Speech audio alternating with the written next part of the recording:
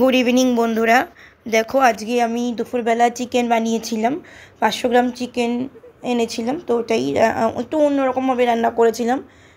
এমন কিছু না, জাস্ট ওই সেম মশলাগুলো দিয়ে একটু এদিক ওদিক করে করেছি।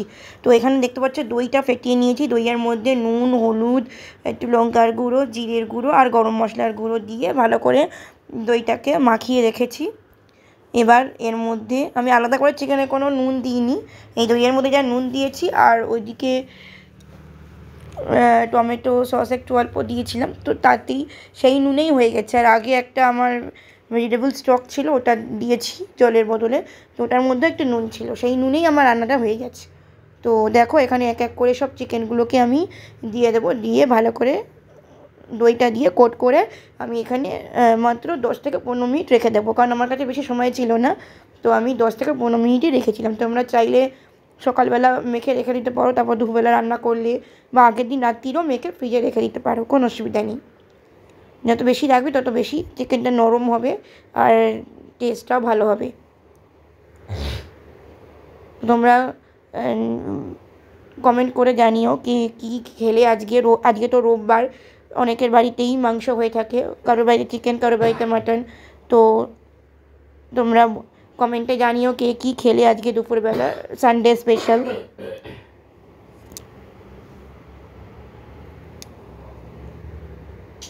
আমার এই ভিডিওটা যারা ইউটিউবে দেখছো তারা আমার চ্যানেলটাকে সাবস্ক্রাইব না করে থাকলে সাবস্ক্রাইব করে দিও, লাইক করে দিও আর প্রচুর প্রচুর শেয়ার করে দিও। আর যারা ফেসবুকে দেখছো বা ইনস্টাগ্রামে দেখছো তারা এটাকে একটা লাইক করে দিও, আর আমাকে ফেসবুকে ফলো করে দিও।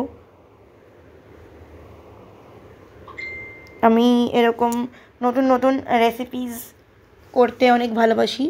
এমনিতে তো আমার রান্নার লোক আছে, কিন্তু আমি যখনই মাঝে মাঝে সুযোগ পাই তো এরকম নতুন নতুন রান্না আমি করে থাকি। তো তোমরা এরপরেও আরও নতুন নতুন রেসিপিস দেখতে পাবে। তো দেখতেই পাচ্ছ এখানে মাংসগুলোকে সব দিয়ে আমি পুরো দই দিয়ে মাখিয়ে নিয়েছি, পুরোটা ভালো করে মাখিয়ে নিয়েছি।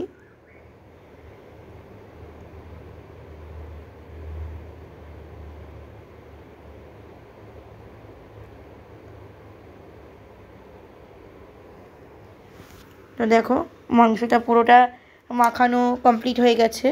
এবার 15 মিনিট বাদে আমি গ্যাসটা জ্বালিয়ে গ্যাসে তেল দিয়ে দিয়েছি। আমি খুবই অল্প তেলে রান্না করি, যদিও এই তেলটা খুবই অল্প হয়ে গেছিলো, পরে আবার আমি আরেকটু তেল অ্যাড করেছিলাম। তো ওইটুকু তেলেই আমি রান্না করেছি। এখানে আমি আদা আর রসুনটাকে গ্রেট করে নিয়েছি গ্রেটার দিয়ে, আর পেঁয়াজটাকেও গ্রেটার দিয়ে গ্রেট করে নিয়েছি। তো দুটোকে গ্রেট করে নিয়ে আমি এখানে দিয়ে দেবো। প্রথমে আদা রসুনটা দিয়ে দিলাম, আদা রসুনটা দিয়ে একটু নাড়িয়ে নেব, বেশি নাড়াবো না কারণ তেলের মধ্যে ছিটবে এটা। তো এরপরে আমি পেঁয়াজটা আমি গ্রেটার দিয়ে গ্রেট করে নিয়েছি, মানে ঘষে নিয়েছি। পেঁয়াজটা বাটিনি, বাটলেও হয় আবার ঘষে নিলেও হয়, যে কোনো একটা করলেই হলো। তো আমি ঘষে নিয়েছিলাম। এখানে পুরো পেঁয়াজটা আমি দিয়ে দিলাম, আর আদা রসুনটা তো দিয়ে দিয়েছি। এবার এইগুলোকে ভালো করে আমি ভেজে নেব অনেকক্ষণ ধরে। দেখতেই পাচ্ছ, এবার এইটাকে ভালো করে আমি ভেজে নেব।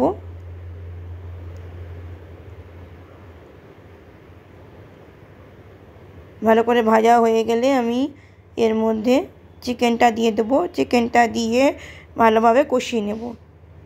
তার আগে আমি এখানে দেখছো টমেটো সসটা দিয়ে দিয়েছি। আমি এখানে কোনো রকম টমেটো ইউজ করিনি, তোমরা চাইলে টমেটো পিউরি করে দিতে পারো, টমেটো বেটে দিতে পারো, ঘষে দিতে পারো, টমেটো কুচি করেও দিতে পারো, কোনো অসুবিধা নেই। কিন্তু আমি এখানে টমেটো ইউজ করিনি, টমেটো সসটা আমার অল্প ছিল, ওটাই দিয়ে দিয়েছি এর মধ্যে।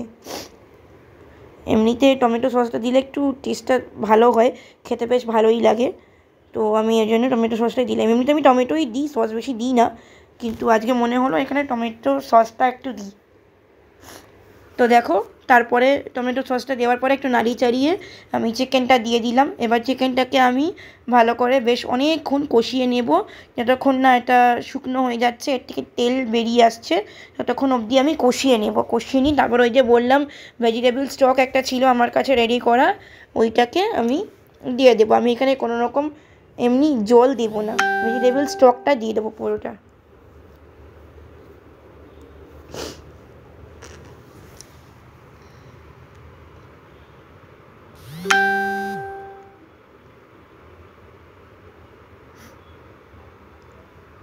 দেখো এখানে আমি প্রায় অনেকক্ষণ ধরে কষিয়ে নিয়েছি, কষানোটা হয়ে এসছে। এবার এর মধ্যে আমি একটুখানি চিকেন মশলা দিয়ে দিচ্ছি। চিকেন মশলাটা অল্পই ছিল, বেশি ছিল না, তো আমি পুরোটাই দিয়ে দিলাম। তোমরা ওই 1 চামচ মতন চিকেন মশলা দিয়ে দিতে পারো। তোমরা যদি না চাও তা নাও দিতে পারো, তোমরা এমনি জিরে, ধনে, গরম মশলা আবার আলাদা করে দিতে পারো। কিন্তু আমি চিকেন মশলাটা যেহেতু ছিল অল্প করে, তো আমি দিয়ে দিলাম। আর তার সঙ্গে অল্প একটু বিরিয়ানি মশলাও ছিল, ওটাও দিয়ে দিলাম, একটু টেস্টটা একটু বাড়বে। তোমরা চাইলে দিতেও পারো, নাও দিতে পারো, কোনো অসুবিধা নেই। তো এখানে দেখছো গ্যাসের ফ্লেমটা আমি মিডিয়াম করে রেখেছি, আর এখানে দুটো মশলাই দিয়ে দিলাম। দিয়ে এবারে পুরোটা মিশিয়ে নেব আরেকবার। তারপরে এখানে আমি কোনো রকম লঙ্কা ব্যবহার করেছিলাম না, তো একটা লঙ্কা কুচো করা ছিল, কুচো করে দিয়ে দিলাম। আর তারপরে আমি এর মধ্যে গোলমরিচের গুঁড়ো দেবো। এখানে কোনো লঙ্কার গুঁড়ো আমি দিচ্ছি না। এই দেখো গোলমরিচের গুঁড়োটা আমি বেশ অনেকটা এখানে ছড়িয়ে দেবো। গোলমরিচের যে টেস্টটা হয় ওটাতেই বেশ ভালো লাগে খেতে। লঙ্কা হলে তো বেশ ঝাল হয়ে যাবে, তো সেই ঝাল জিনিসটা আমার ঠিক পছন্দ নেই। একটু ঝাঁঝ আর ঝাল ঝাল ব্যাপারটা হবে, ওটাই যথেষ্ট। তো আমি গোলমরিচটা দিয়ে এখানে মিশিয়ে নিয়েছি। দেখো জিনিসটা ভালো করে কষানো হয়ে গেছে। এইবার আমি এর মধ্যে জল দিয়ে দেবো, পরিমাণ মতন জল দিয়ে ভালো করে নাড়িয়ে চাড়িয়ে ঢাকা দিয়ে দেবো। ঢাকা দিয়ে দিয়ে রান্নাটা হয়ে যাবে।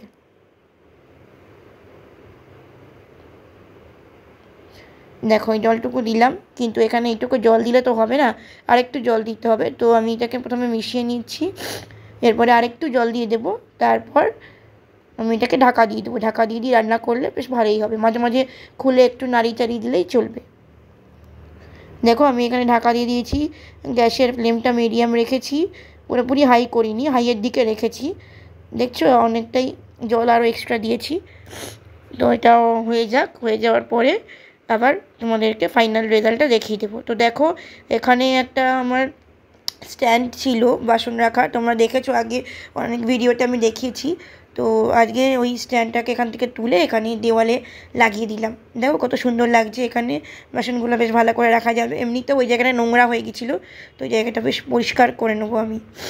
পরিষ্কার করে নিলে এখানে একটা স্ট্যান্ড রইলো আর নিচে একটা গোল মতন রইলো, এই দুটো মিলে আমার বাসন রাখা হয়ে যাবে, কোনো অসুবিধা নেই। স্ট্যান্ডটা যেহেতু একটু ছোটো, তাই জন্য নিচে একটা রাখতে হয়েছে বাসন রাখার জন্য, সব বাসন তো এর মধ্যে আটবে না, তো সেই জন্য।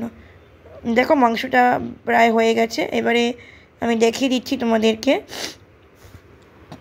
দেখো এখানে পুরোপুরি কষানো হয়ে গেছে, ভালো করে ফুটে উঠেছে, আর অনেকটা মাংসের থেকে তেলও বেরিয়েছে। আমি কিন্তু তেল বেশি দিইনি, তোমাদেরকে একটু দেখালামই কতটুকুনি তেল দিয়েছি। তারপরে মাংসের থেকে তেলটা বেরিয়েছে অনেকটাই, তো সেই তেলেই হয়ে গেছে রান্না।